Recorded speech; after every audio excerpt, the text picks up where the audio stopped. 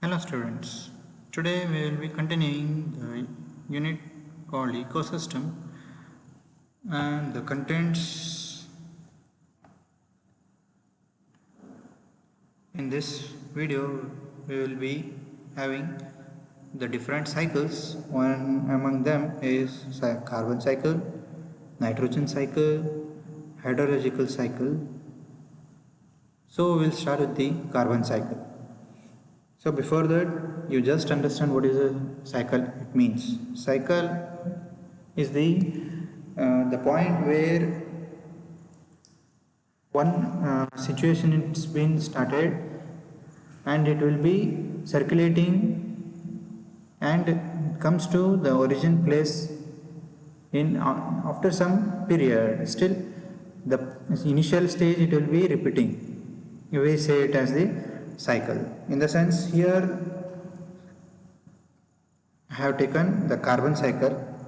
In the sense the carbon is a origin, the material. It starts with some point and or we say it as the carbon. It's been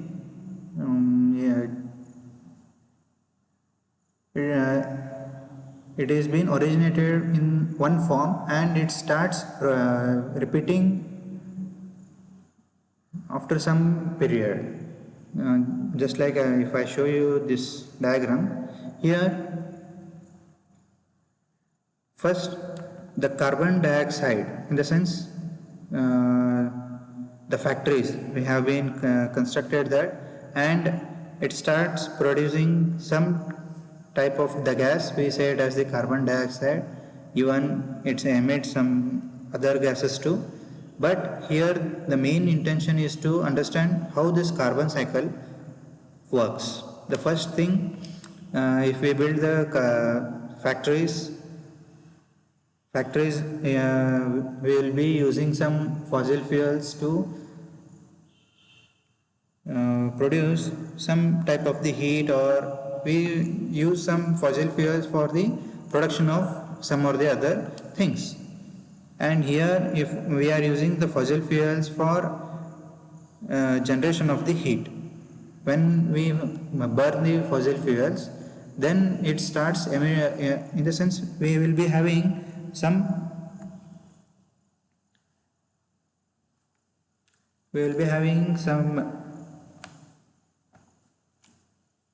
C H and the O. In the sense this combination products, it will be containing the fossil fuels, and when we heat this using some methods, we might be burning it, or we might be breaking that bonds using heat.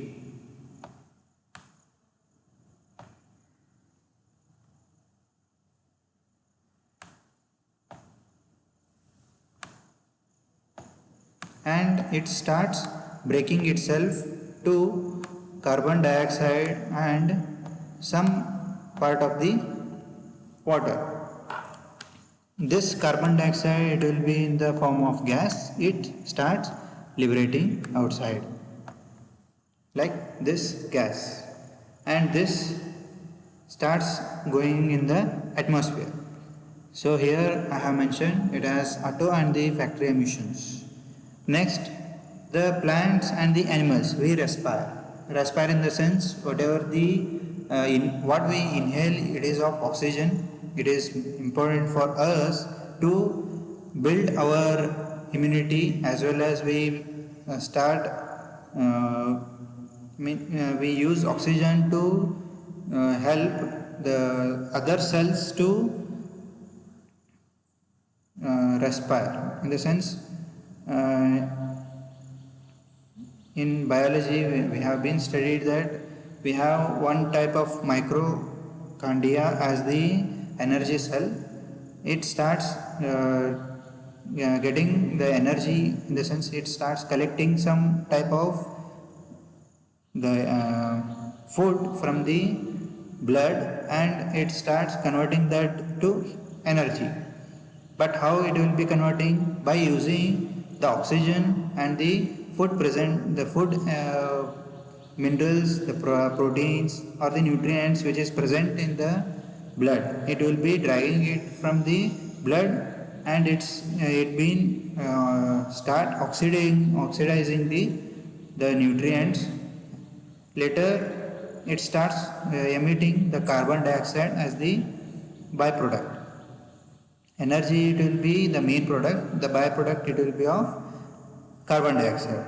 Later the same blood, it will be carrying the carbon dioxide to the lungs, and the lungs will be having some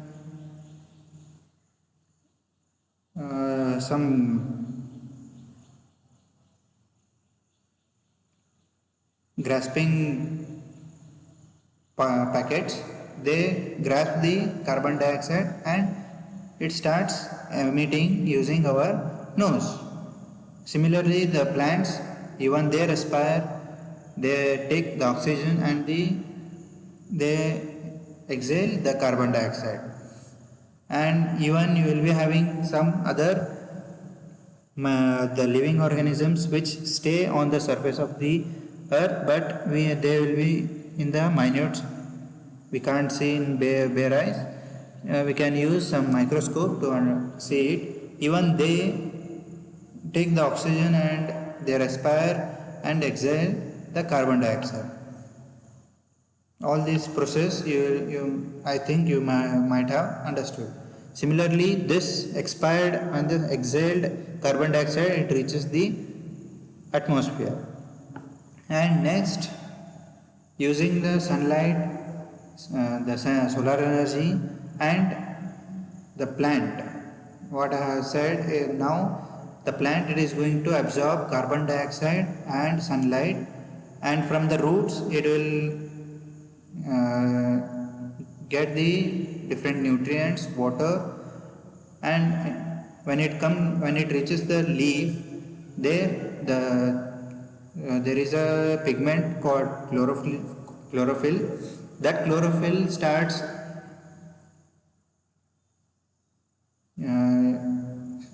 the preparation of the food using the carbon dioxide, sunlight, the nutrients as well as the water. And later it starts exhaling the oxygen. Next, this whatever the organic carbon, in the sense the carbon dioxide being used by this leaf, they start releasing the carbohydrates as the product. That carbohydrates will be sent to the roots, and that carbohydrates, it will be left in the roots only. Later it will come out of the root as the byproduct, and it will be in the form of organic carbon.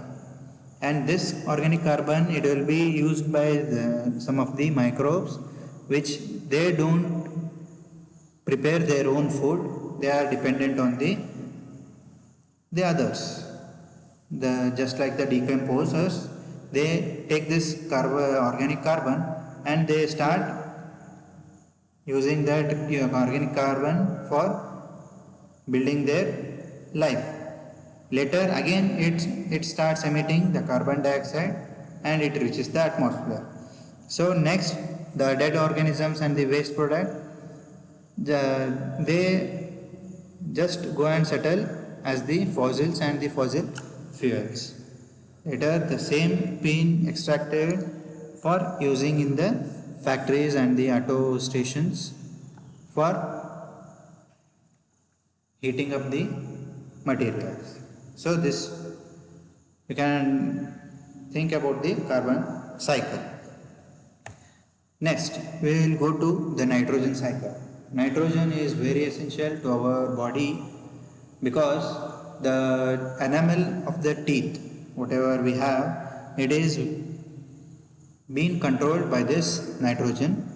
If the contents of nitrogen in the form of nitrates, nitrites, if it is being increased, then it starts decaying our enamel and it ends to the blue baby syndrome. This blue baby syndrome, it is been attacked to the babies because the tooth or the teeth, they will be having above of the milk teeth. So it the nitrogen attacks that very easily rather than the adult or the old aged humans. So what in this what happens, the nitrogen, it is not in the free form, it is in the form of some oxides or the with some other materials.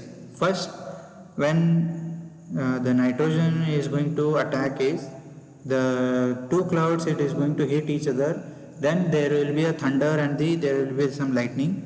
Because of that lightning, we start getting the nitrogen, and that lightning, it hits the earth. So that lightning, it transfers the nitrogen to the earth, and this nitrogen, it will be in the form of free form. There will be nothing attached with that nitrogen.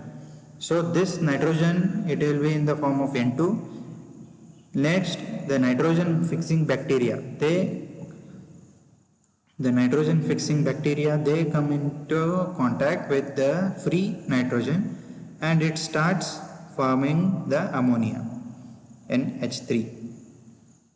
And there is this ammonia is very easily available in every shop of the agricultural shops. This ammonia, we use it for disinfecting the crops.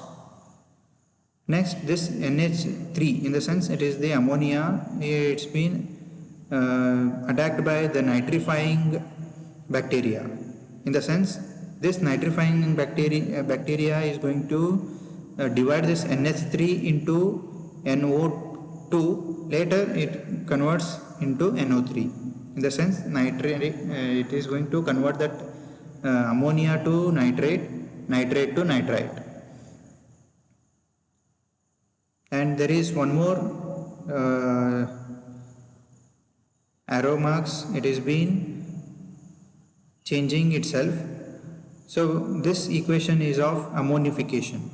This ammonification, when this the ammonia powder, when we are going to produce, when we are going to spread over the crops, some part of the ammonia powder, it will be fell on the ground. Then this ammonification, in the sense ammonia, it is going to react with the soil, and it been converted into ammonia. This ammonium NH4, it is been again attacked by this nitrifying bacteria, and it starts converting that into nitrates. Here it is not going to convert nitrites, but it is going to convert into nitrates. Later, if that nitrate, if it is stable, then it will be stayed in the soil. Otherwise, it start converting into nitrites. Nitrates, the chemicals, it is stable one.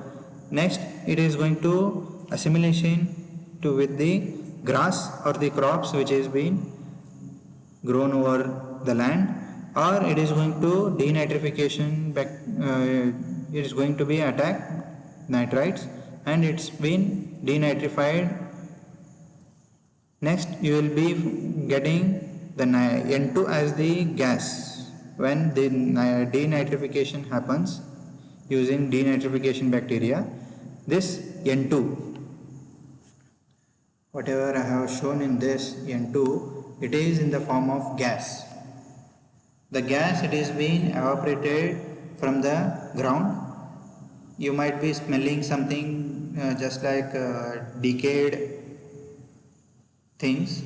That decayed smell, we say it as the nitrogen gas. Then it is going to atmosphere. Then that atmosphere, it is when the clouds form, that nitrogen gas, it is going to settle in that cloud. If the quantity of that N2, if it is more, then we find these lightnings, thunder, etc. So this is about the nitrogen cycle. This nitrogen or the nitrites or the nitrates, these are very important for the plants, which helps in maintaining the chlorophyll in with energetic, or we can say that chlorophyll pigment, it is been stable because of this nitrates or the nitrites present in the soil or the plants. So next we will discuss about the hydrological cycle, even we say it as the water cycle. So this is the type of a water cycle where we have the form of water in the ocean. When the sunlight or the heat which is created by that solar energy, it is evaporating the water in the form of vapors. That process we say it as the evaporation. First, the water which is present in the ocean, it is being heated by the solar energy or the sun, and that vaporized water we find in the atmosphere. The process, whatever it is being happened, we say it as the evaporation. Next, the vaporized water, it is being moved in the low pressure areas or high tempered area in the atmosphere. There, this vaporized water, it is going to be condensed. When this vapor of vaporized water and the dirt or the minute particle of the soil, when they are going to combine each other, that we say it as the flock. When the combination of or when the dirt or these minute particles of the soil and the vaporized water is going to attract each other, it forms a fog type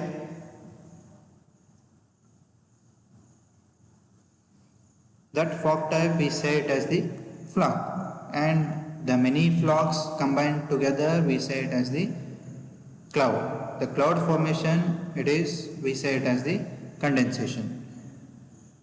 If the color of that cloud is whitish grey, then we say it as the fresh cloud. When you see the dark grey colored cloud, then it is said that it is the rainy cloud. In the sense, from young cloud to the rainy cloud, it takes more time, rather than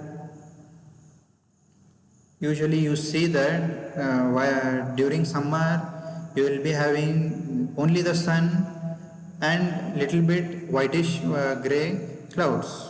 Those whitish grey clouds, they are still preparing their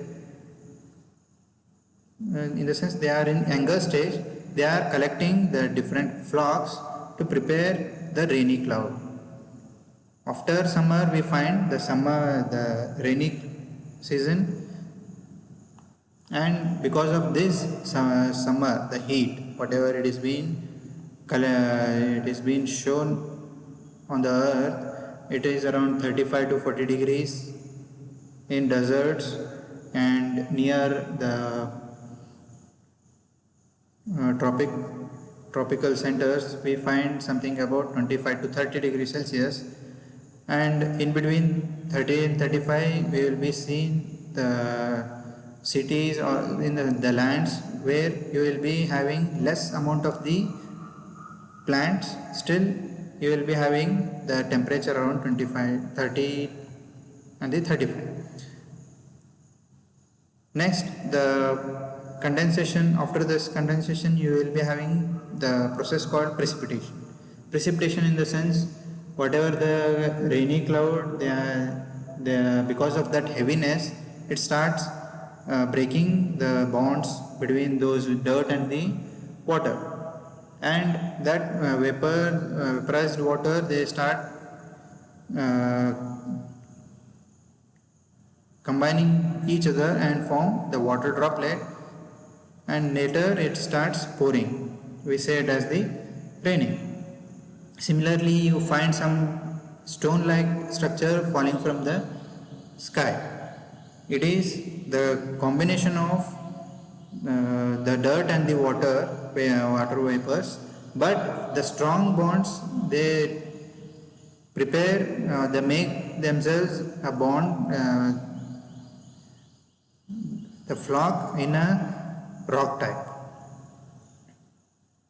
If I say that the bond between water vapor and the dirt, if it is strong, it starts preparing its own the group. The stronger forms a group and they start showering like a stone showers. For those I can say that it is the hail storm. Similarly, you might be seen there are some ice falling from the sky. That is, we say it as the frost clouds. In the sense, frost rain. And later, whatever is the precipitation, it might be the rains or the frost, might be the hailstorm. Whatever it has been precipitated, it is going to fall on the ground and it starts moving with the gradient which is being provided, or we can say that it being percolated under the ground, and the percolated water, it increases the groundwater table. Similarly, the ground water which is present under the ground, it is going to increase it. Similarly, whatever the water which starts flowing using the gradients, it starts running towards the rivers, or it starts speaking its own position like lakes, ponds, or it may start showing some small nalas, and finally it is going to whatever the things, the fresh water, the lentic, whatever I said, all flowing waters, the rivers, nala, canals, channels, whatever it is finally they are going to meet the oceans. Those oceans, they are going to increase the level. However, the rain, if it is more, there are many numbers of streams, many number of rivers, nalas, etc. And all those flowing waters, they reach the ocean at the ultimate. And if this cycle, if it is going to repeat, that we say it as the hydrological cycle or the water cycle. So this ends. Thank you.